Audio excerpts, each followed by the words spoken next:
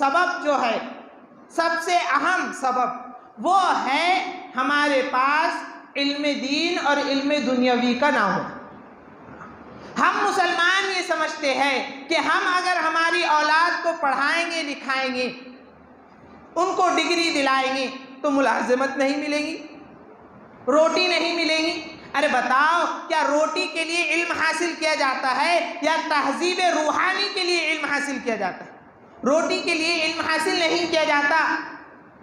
روٹی تو ایک گوار شخص، جاہل شخص بھی کھاتا ہے اور روٹی پڑھا لکھا شخص بھی کھاتا ہے۔ روٹی کی بنیاد پر، ملازمت کی بنیاد پر آپ علم حاصل مت کرائیے اپنے بچوں کو۔ آپ علم حاصل کرائیے اپنے بچوں کو اس بنیاد پر کہ یہ اسلام کا حکم ہے، اللہ کے نبی کا حکم ہے۔ نبی صلی اللہ علیہ وسلم نے فرمایا، طلب العلم فریضۃ علی کل مسلم، ہر مسلمان پر علم حاصل کرنا فرض ہے، فرض ہے، فرض ہے۔ آپ خود علم حاصل کرو، اپنے بچوں کو علم حاصل کراؤ۔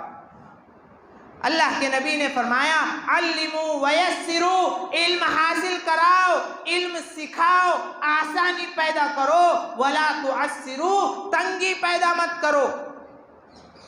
جب ہم علم حاصل کریں گے، ہم آگے بڑھیں گے تو آنے والی حکومتیں جو قانون بنائیں گی، ہم اس کو پڑھیں گے، ہم اس کو سمجھیں گے تو ہمیں یہ علم ہوگا کہ یہ قانون ہمارے حق میں ہے یا ہمارے خلاف ہے۔ آج تو مسلمانوں کو پتہ ہی نہیں چلتا کون سا قانون ہمارے حق میں ہے، کون سا قانون ہمارے حق میں نہیں ہے، کون سا قانون ہمارے حق میں ہے اور کون سا قانون ہماری مخالفت میں ہے، پتہ ہی نہیں چلتا۔ پتہ کیوں نہیں چلتا؟ علم نہیں ہے، علم نہیں۔ جہالت جو ہے غربت لائے گی اور غربت فساد لائے گی۔ اگر ہم کو فساد ختم کرنا ہے، غربت ختم کرنا ہے تو علم حاصل کرنا پڑے گا۔ علم کے لیے ہمیں جد و جہد کرنی پڑے گی، تکالیف برداشت کرنا پڑے گا۔ کیا صحابہ اکرام مالدار تھے یا غریب تھے؟ کیا آپ صلی اللہ علیہ وسلم کے پاس مال تھا یا آپ غریب تھے؟ آپ کے پاس تو کچھ بھی نہیں تھا۔ اللہ کے نبی علیہ السلام بے سر و سامان تھے، اللہ نے آپ کو ٹھکانہ دیا۔ وَالضُّحَىٰ وَاللَّيْلِ إِذَا سَجَىٰ مَا وَدَّعَكَ رَبُّكَ وَمَا قَلَىٰ وَلَلْآخِرَةُ خَيْرٌ لَكَ مِنَ الْأُولَىٰ وَلَسَوْفَ يُعْطِيكَ رَبُّكَ فَتَرْضَىٰ۔ اے اللہ کے نبی، عن قریب آپ کا رب آپ کو ایسی چیز دے گا جس سے آپ راضی ہو جائے گی۔ پھر اللہ نے کہا، وَوَجَدَكَ عَائِلًا فَأَغْنَىٰ۔ اے اللہ کے نبی، ہم نے آپ کو بے سر و سامان پایا، آپ کو بے نیاز کر دیا۔ وَوَجَدَكَ عَائِلًا فَأَغْنَىٰ وَوَجَدَكَ ضَالًّا، ہم نے آپ کو سیدھا راستہ بتلایا، ہم نے آپ پر وحی نازل کی۔ ہاں، تو اللہ کے نبی علیہ السلام نے تکالیف برداشت کی، اللہ نے اپنی رحمت کی۔ قرآن دیکھو کتنی عظیم کتاب ہے۔ نماز ارکان اسلام میں سے ایک رکن ہے، زکوٰۃ ارکان اسلام میں سے ایک رکن ہے، حج ارکان اسلام میں سے ایک رکن ہے اور روزہ ارکان اسلام میں سے ایک رکن ہے۔ ایمان لاؤ، یا ایھا الذین آمنوا هل ادلکم علی تجارۃ تنجیکم من عذاب علیم۔ اے ایمان والو، میں ایسی تجارت تم کو بتلانا چاہتا ہوں جو دردناک عذاب سے تم کو بچا لے۔ کیا ہے وہ تجارت؟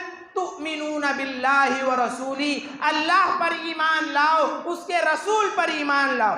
ایمان لاؤ، نماز قائم کرو، اقیموا الصلاۃ۔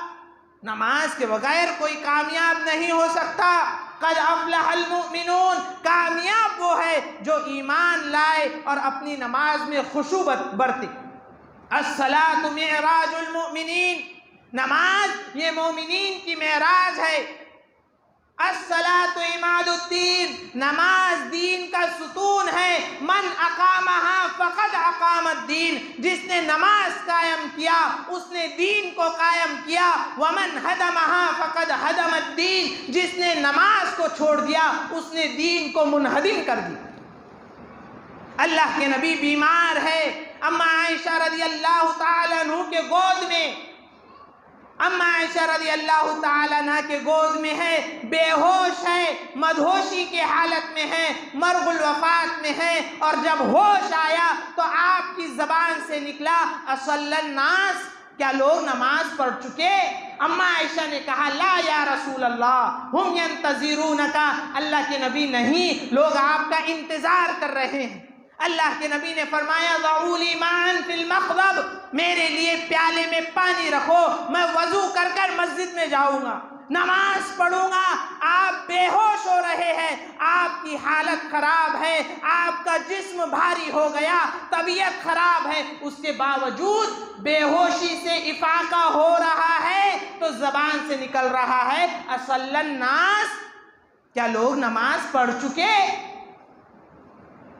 اللہ اما عائشہ فرماتی ہے میں نے ایسا ہی کیا، پیالہ رکھ دیا، پانی رکھ دیا، اللہ کے نبی کھڑے ہوئے، فاغتسل، غسل کیا، وذهب لینوء فاغمی علیہ، آپ کھڑے ہونے کے قریب تھے، دڑھام سے بے ہوش ہو کر زمین پر گر گئے۔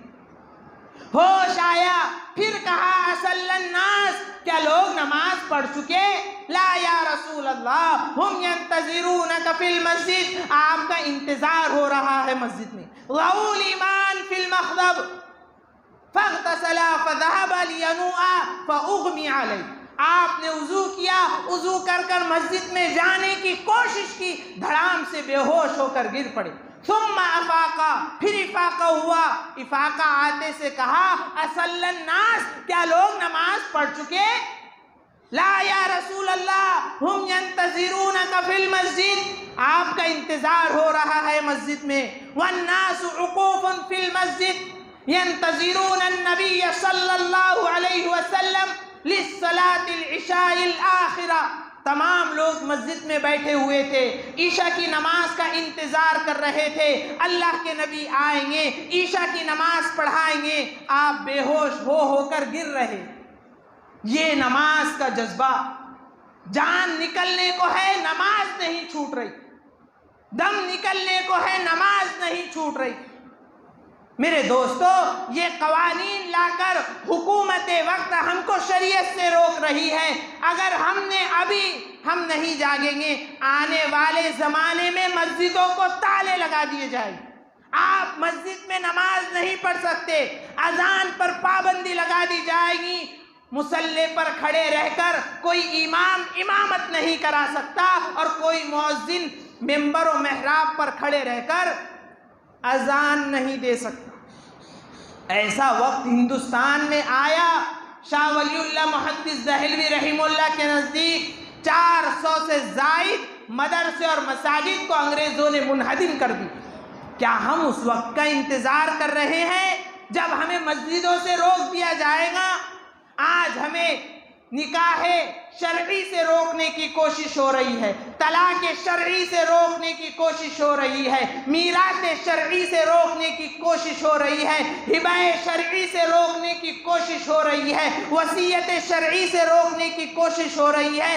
آنے والے زمانے میں اپنی عبادت سے روکنے کی کوشش کر دی جائے گی۔ جب ہم کیا کریں گے؟ اللہ کے نبی اور آپ کا پیغام چکنا چور ہو رہا ہے۔ آپ نے کہا اس حالت میں بھی آپ نے نماز کو نہیں چھوڑا، اور آپ نماز پڑھنے کے لیے مسجد میں آئے، حال یہ تھا کہ آپ کے دونوں قدم مبارک زمین پر گھسیٹ رہے، اتنی تکلیف میں نماز آپ نے پڑھی۔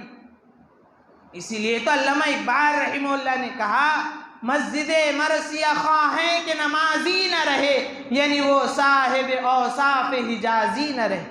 آج مسجد ویران ہے اور پان ٹھیلے آباد ہے، آج مسجد ویران ہے، چوپال آباد ہے، آج مسجد ویران ہے، چوراہے آباد ہے، آج مسجد آباد ویران ہے اور میخانے آباد ہے۔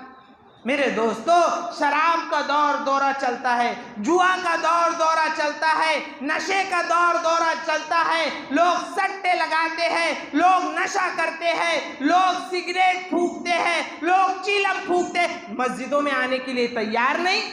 مسجدوں میں آنے کے لیے تیار نہیں، اللہ نے ہمارے اعمال بد کی وجہ سے ایسے حکمران مسلط کر دیے جو ہم سے ہمارا حق چھین رہے۔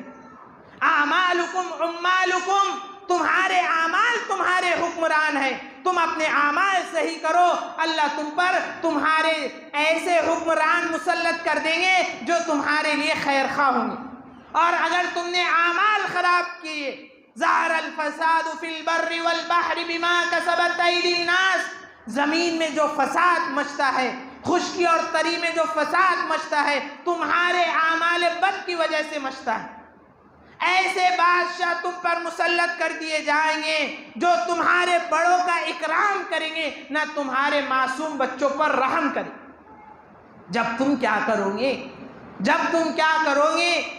اس لیے میرے دوستو، وقت کے آنے سے پہلے ہوش کا دامن تھامنا ہم سب کے لیے ضروری اور لازم ہے۔